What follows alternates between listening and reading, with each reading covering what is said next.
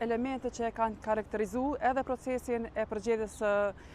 bordit të RTK-s, që është në proces, po edhe të anëtarëve të KPM-s, të cilat karakteristika janë tipike kur një parti në pushtet synon të kap një institucion të pavarur. Fillimisht me përmend që niveli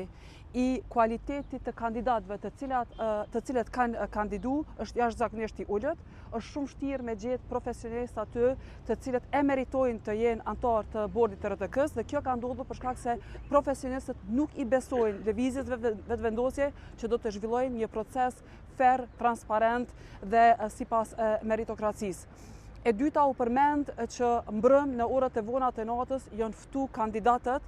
për të ardhur sot në intervistë. Kjo është përqeshje me procese të rëndësishme demokratike që ky kuvend është i thirrur të zhvillojë. Ta ftosh një person që do të shërbej 3-4 vite në RTK në orë rreth orës 10 të natës për me u paraqit nesër në mëngjes në intervistë është jo serioze dhe është tollje me procese demokratike.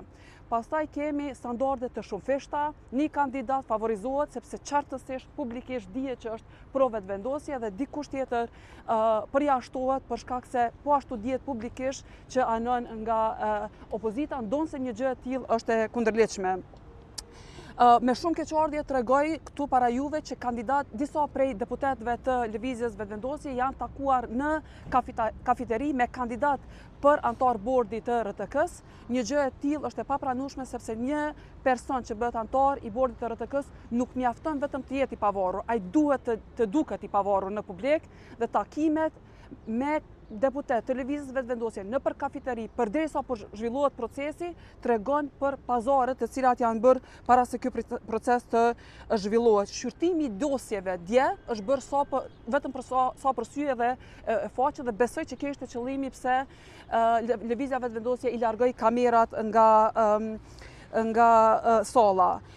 Dhe po e përfundoj tek këto karakteristikat, shumica parlamentare nuk ka tregu asnjë interesim që të mbaj partitë opozitare pjesë të procesit, edhe pse deputetët nga opozita ofruan disa mundësi, qoftë edhe të punonin gjatë vikendit, në mënyrë që të ishin pjesë e procesit.